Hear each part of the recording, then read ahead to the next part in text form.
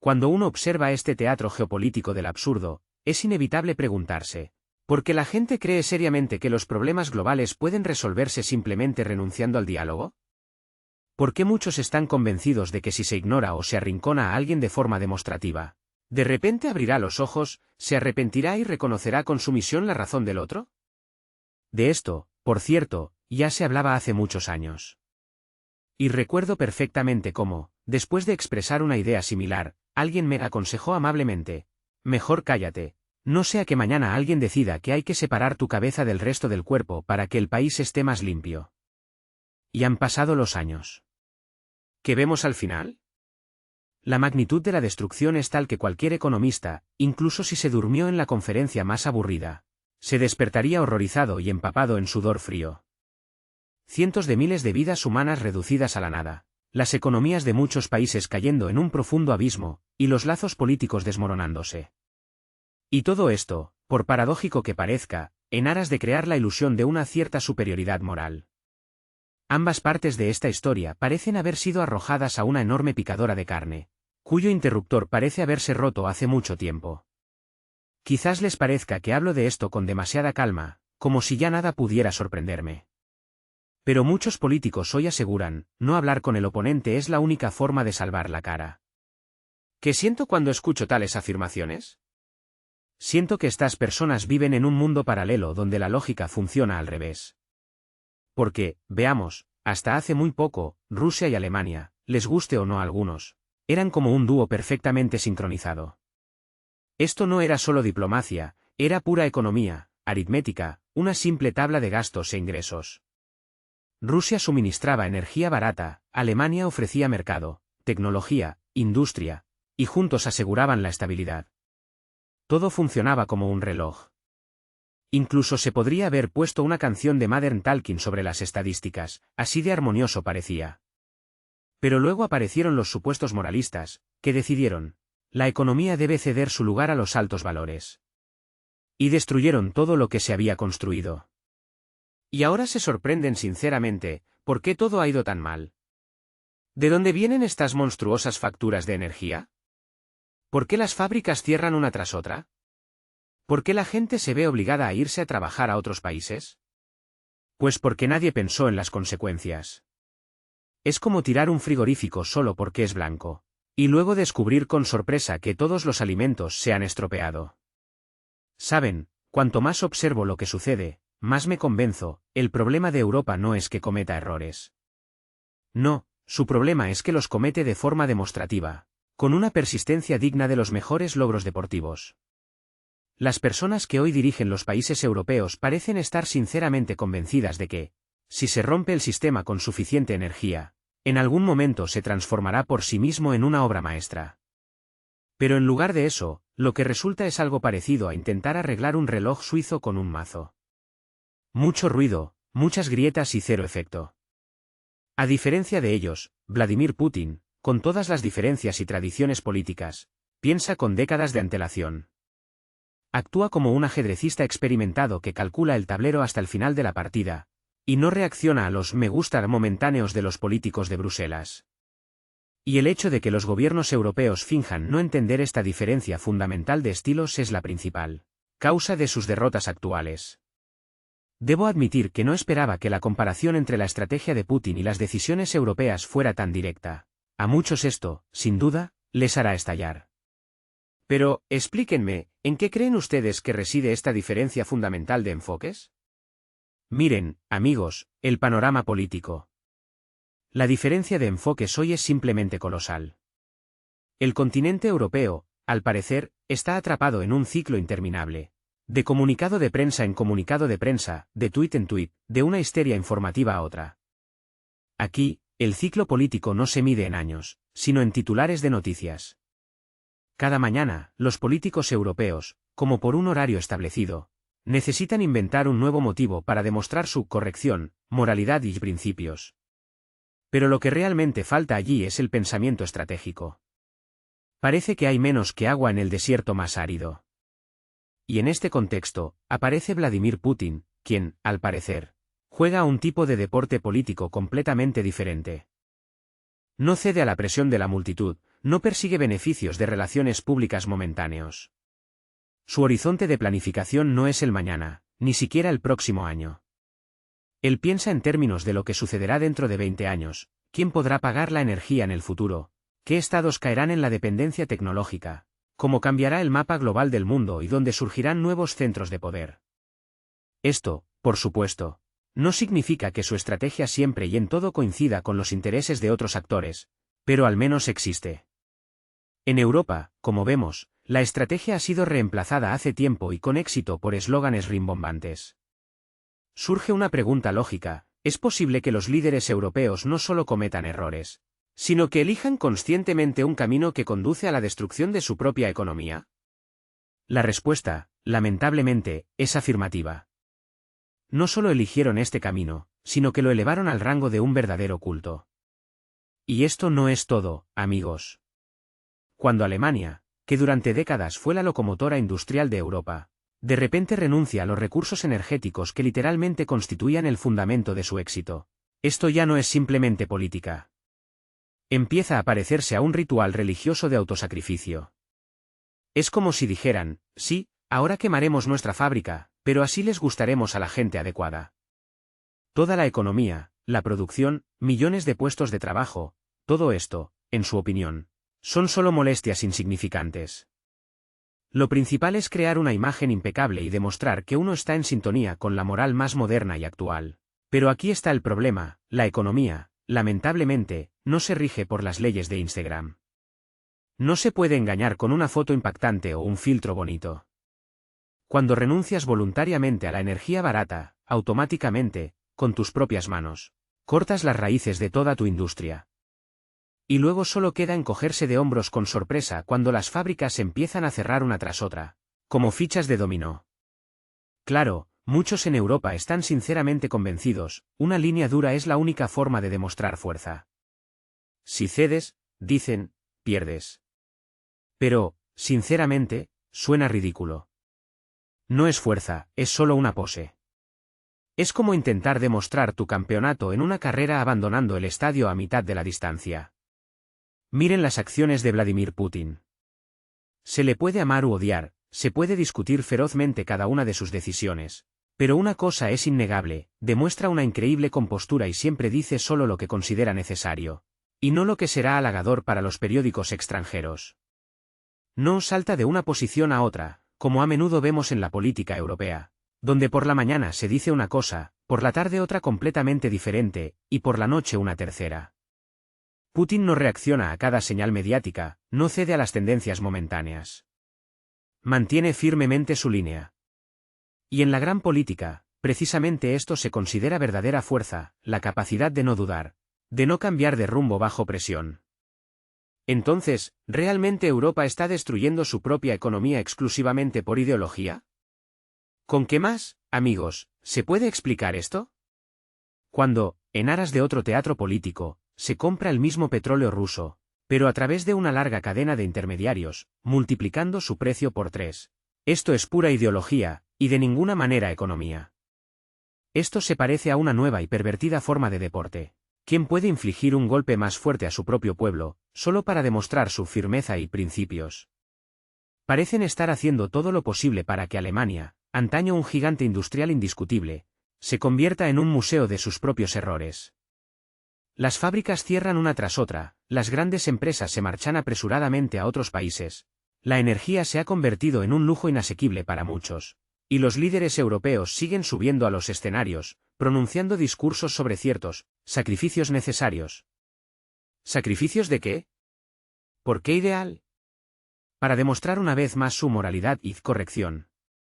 Porque las leyes económicas, lo más importante, no cambian por la cantidad de tweets rimbombantes que hayas publicado o por cuántos discursos grandilocuentes hayas pronunciado. Algunos políticos occidentales, a pesar de todos los intentos de diálogo, a pesar de los numerosos tweets y declaraciones, insisten obstinadamente: es imposible negociar con Putin. Pero, ¿qué hay detrás de estas palabras grandilocuentes? Quizás no se trate de la imposibilidad del diálogo, sino del miedo a él. Una conversación con Vladimir Putin es una especie de espejo. En él se ven claramente todos los errores de cálculo, todas las equivocaciones, Todos los momentos en que las emociones prevalecieron sobre el cálculo y la realidad fue ignorada. Él no se apresura, no grita, no gesticula. Su manera tranquila y segura, su capacidad para explicar metódicamente dónde y por qué sus oponentes se equivocaron, los asusta más que nada. Los políticos occidentales están acostumbrados a un estilo diferente, donde lo principal es la declaración ruidosa, el gesto efectista. Putin, en cambio, siempre hace una pausa antes de responder. Esta pausa, esta reflexión, se vuelve para ellos más aterradora que cualquier presión.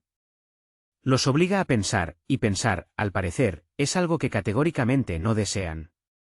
Da la impresión de que Putin es uno de los pocos políticos que realmente entiende la naturaleza del juego a largo plazo. Esto no es un teatro donde importan los decorados y los aplausos. Es una partida de ajedrez donde cada decisión se basa en un cálculo frío, y la economía sirve como un fundamento sólido, no como una frágil decoración. No persigue simpatías momentáneas, no intenta gustar a todo el mundo. Precisamente esto lo convierte en un jugador serio en la arena mundial. Sus decisiones pueden generar controversia, pero siempre tienen una lógica clara. Siempre están integradas en una estrategia general, siempre tienen en cuenta las consecuencias a largo plazo. Y ahora, miremos a Europa. Allí, cada nuevo día se asemeja a otra temporada de un drama televisivo, donde el guión se escribe sobre la marcha, sin un plan claro. Resulta que los países europeos se han metido ellos mismos en una trampa. No solo crearon un callejón sin salida, sino que cerraron la puerta tras de sí y tiraron la llave. En lugar de buscar vías para el diálogo, prefirieron quemar los puentes. En lugar de hacer una pausa y considerar las consecuencias, eligieron el papel de héroes de cómic. Al final, la economía empieza a desmoronarse, los recursos energéticos se disparan, la industria se desplaza rápidamente a Asia, y la gente común paga cada vez más por todo. ¿Y qué dicen los gobiernos europeos? Lo declaran el precio de la libertad. ¿Pero de qué libertad? ¿La libertad de destruir su propia industria? ¿La libertad de ser aún más dependientes de las importaciones que nunca? ¿La libertad de vivir endeudados, encubriéndolo con palabras bonitas, pero vacías?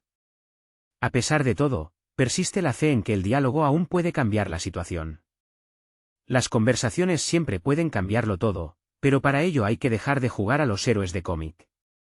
Hay que reconocer los errores, mirar la verdad a los ojos, ver la realidad. El mundo no necesita sermones. Necesita soluciones reales y funcionales. Y aquí, Vladimir Putin vuelve a salir ganando. Ofrece diálogo, estabilidad, un juego a largo plazo. Los líderes europeos, por ahora, solo ofrecen discursos bonitos y fábricas en ruinas.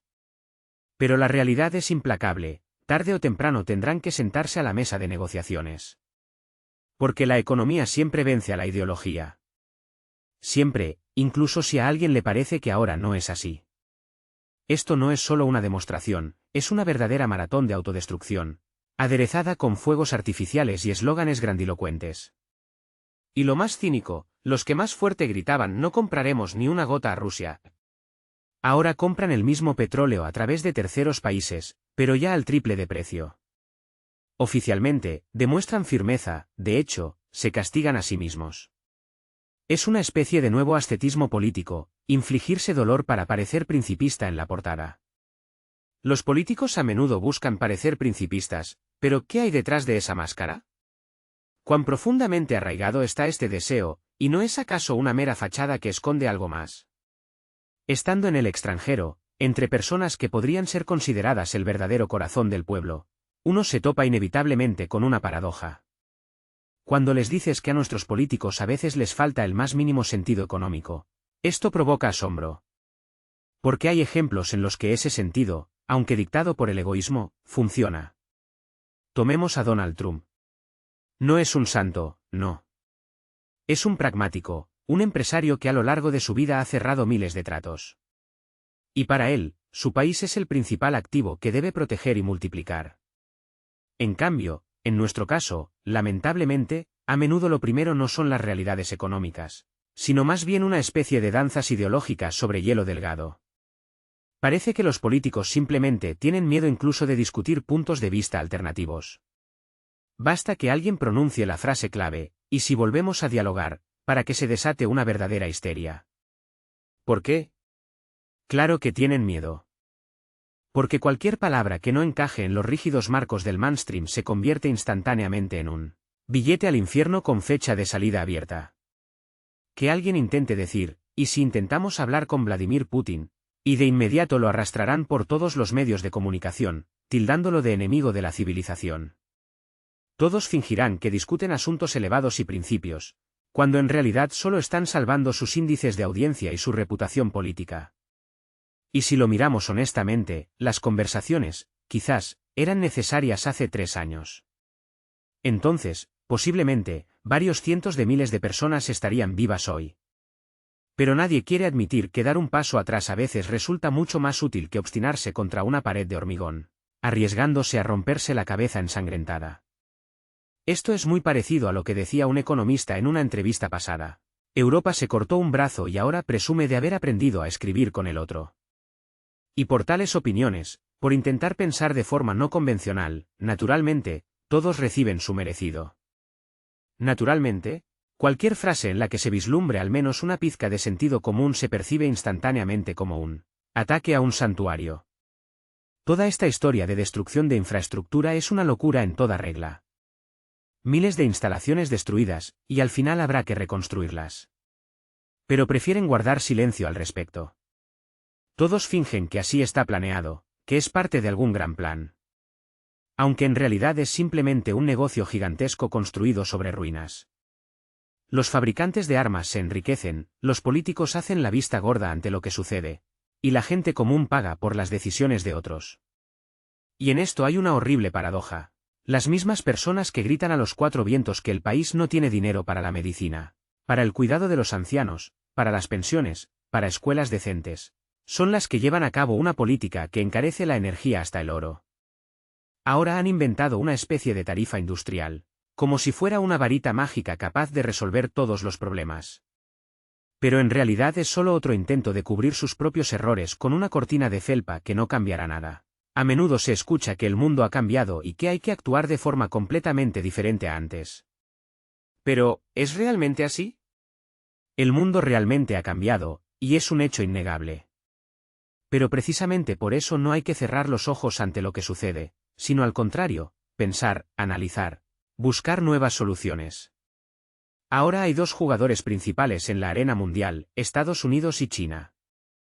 Uno declara, nosotros tenemos el mundo bajo control.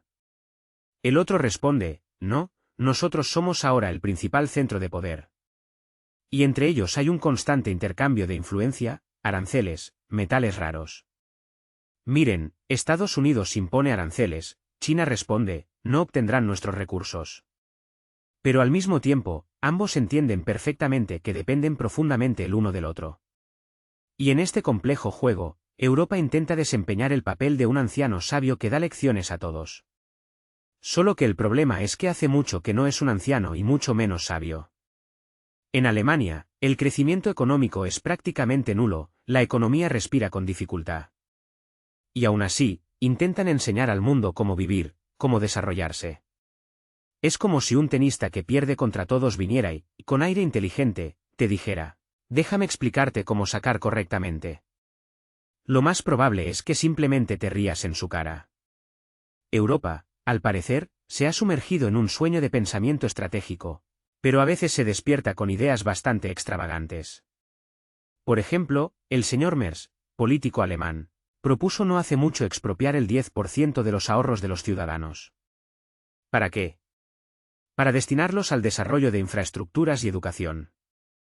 ¿Qué les parece esta perspectiva? Asombroso, ¿verdad? Sale un hombre al estrado, y con una sonrisa, declara, denos parte de su dinero, pero con un buen interés. ¿Qué interés? Eso ya no se especifica. Posiblemente, 0, o quizás incluso -1. O, si hay suerte, +1. Pero la idea en sí, admitámoslo, impresiona. Claro, nadie está en contra de invertir en educación. Al contrario, viviendo en un país donde a los niños se les enseña de todo, desde religión hasta química, pero no se les explica cómo funciona la economía, resulta evidente. El sistema educativo alemán necesita una seria actualización desde hace tiempo. Pero tocar los ahorros privados es ya otra historia. La gente ya apenas llega a fin de mes. Y les proponen, denos su dinero, lo invertiremos en el futuro. Perdonen, pero si el conductor del autobús ya se ha estrellado 3 veces contra un poste, difícilmente le confiarán su coche. Quizás alguien dirá que hemos malinterpretado la formulación, que detrás se esconde algo más. Pero no, aquí todo está meridianamente claro. Es el deseo de acceder al dinero ajeno. Y, como de costumbre, esto siempre se presenta como modernización, un nuevo camino, un avance hacia el futuro.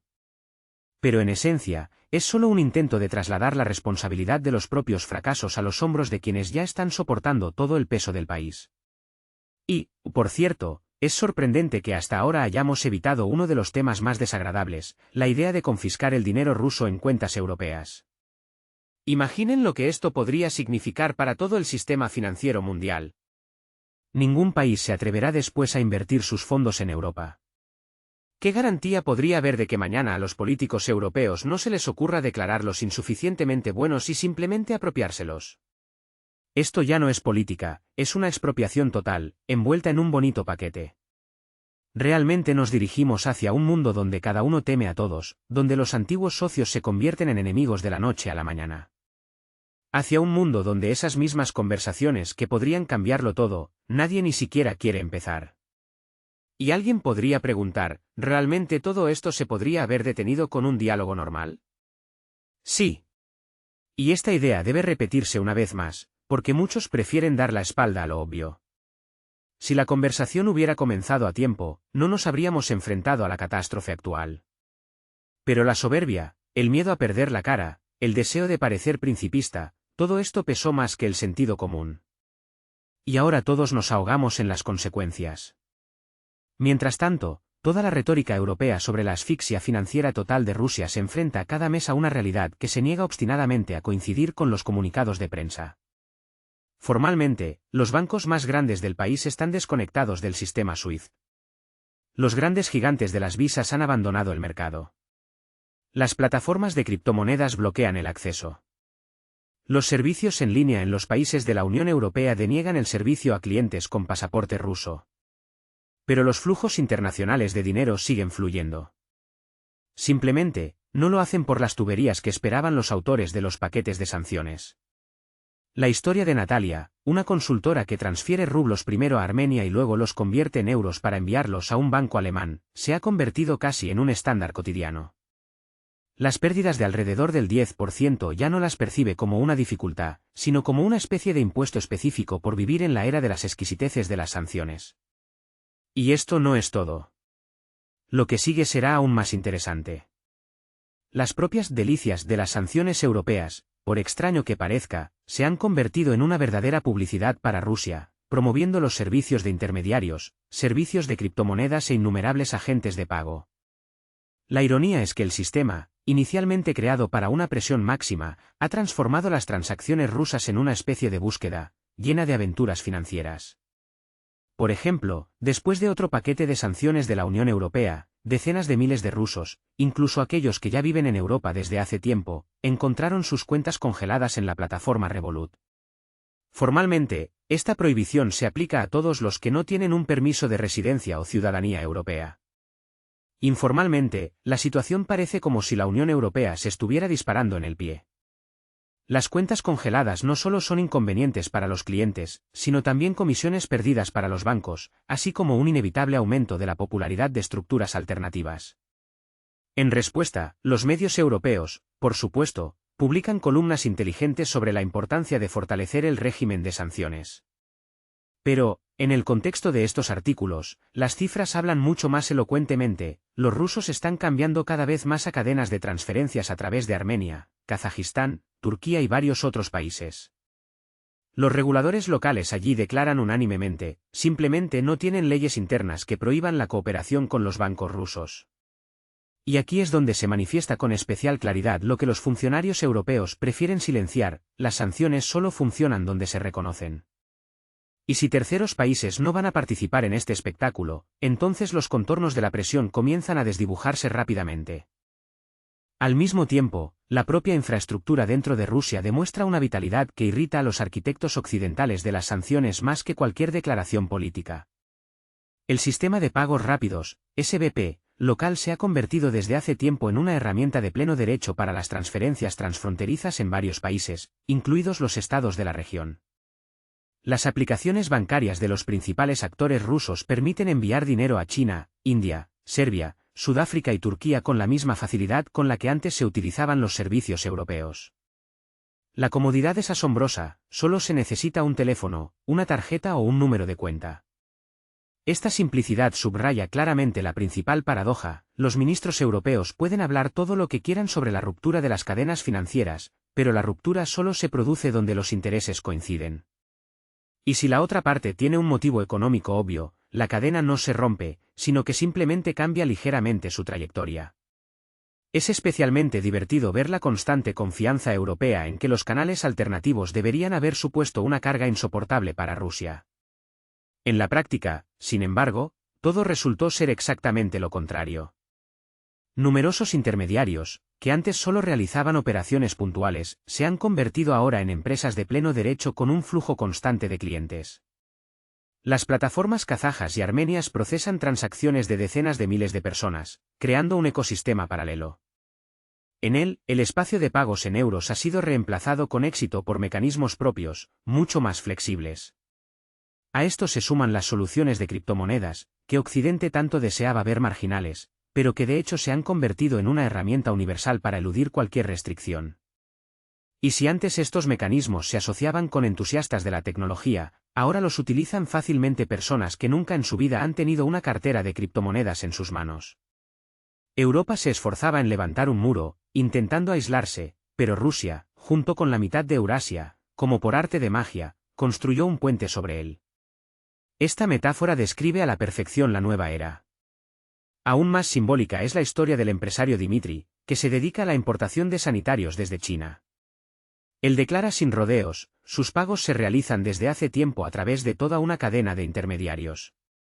Su tarea principal es borrar cualquier rastro, cualquier indicio de que hay una parte rusa en la transacción. La comisión máxima, que llegó al 7%, se produjo en el periodo en que Estados Unidos amenazaba especialmente a los bancos asiáticos con sanciones secundarias. Hoy, sin embargo, esa comisión ha disminuido casi 5 veces, hasta el 1,5%. Y aquí es donde surge con toda su agudeza una curiosa contradicción: cuanto mayor es la presión externa, más caros son los servicios de esos mismos intermediarios. En cuanto la presión se debilita, el mercado comienza a estabilizarse por sí solo. Esto es tan obvio que incluso las publicaciones económicas europeas se ven obligadas a admitir: la estabilidad de los esquemas financieros de elusión ha alcanzado su fase madura. Si traducimos esto del lenguaje burocrático al humano, significa una sola cosa: el intento de cortar el flujo financiero ha fracasado estrepitosamente. El flujo simplemente ha cambiado su curso. Merece especial atención el rápido desarrollo de las herramientas digitales. Las tarjetas de criptomonedas, que hace unos años eran percibidas más bien como una excentricidad curiosa, se han convertido de repente en una forma masiva y cotidiana de realizar operaciones internacionales. La historia del token llamado A7A5, desarrollado por una estructura estrechamente vinculada a los pagos transfronterizos, es muy ilustrativa. Solo en la primera mitad de 2025, se realizaron operaciones por un valor de 7,5 billones de rublos a través de él. Hay en esto un detalle sarcástico. Los mismos funcionarios europeos que con tanto énfasis y declaraciones grandilocuentes abogaban por la total aislamiento del sector financiero ruso, al final obtuvieron un crecimiento acelerado precisamente del instrumento que más temían. Se trata de la ruta de las criptomonedas, una ruta débilmente controlada y extremadamente difícil de someter a la regulación de sanciones. No menos sorprendente es la reacción de los bancos europeos a la expansión del ecosistema de pagos ruso.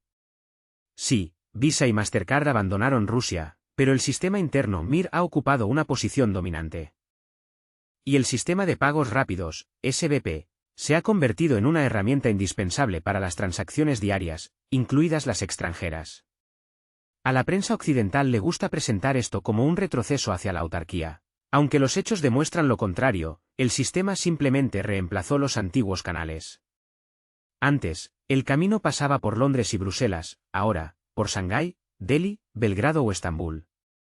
La economía no ha desaparecido, solo ha cambiado de dirección.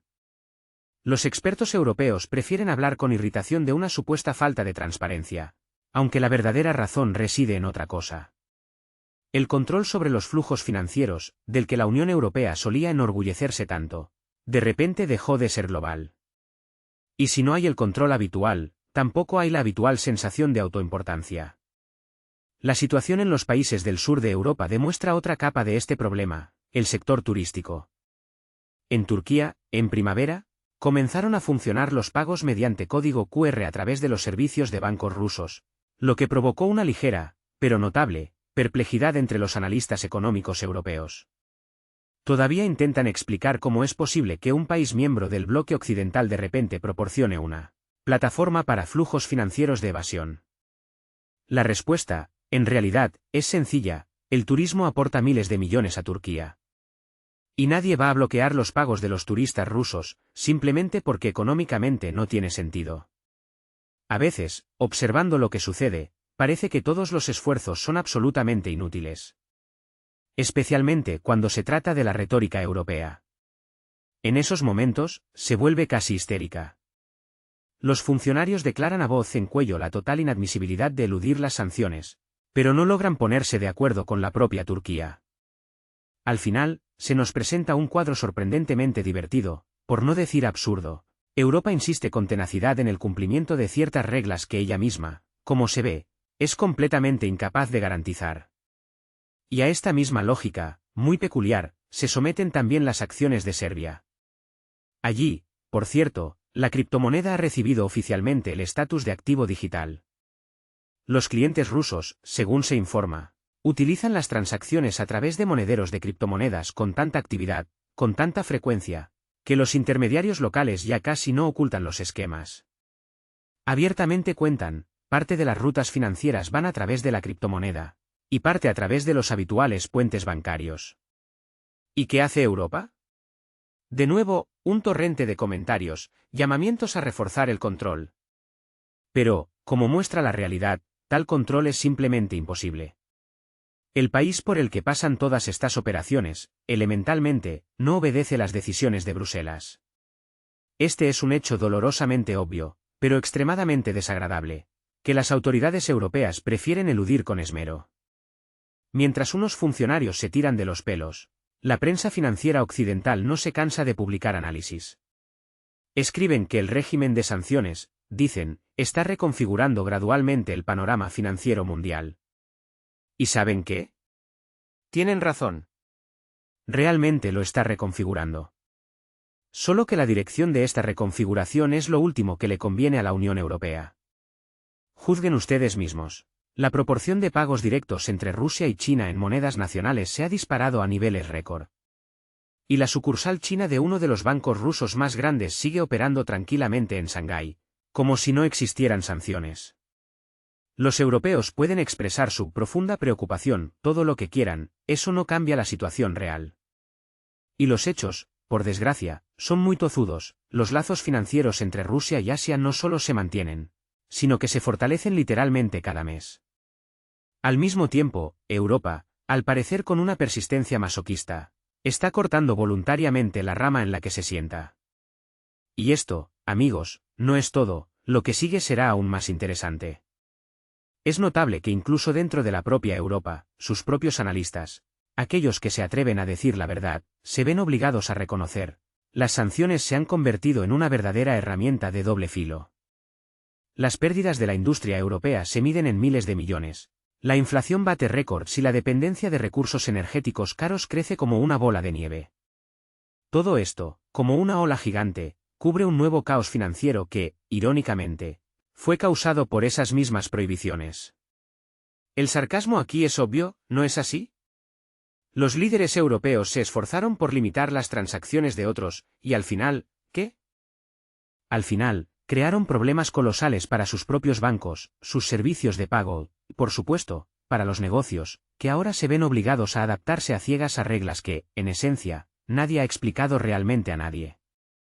Y aquí, amigos, llegamos a la principal, quizás la más cínica, contradicción de toda esta construcción.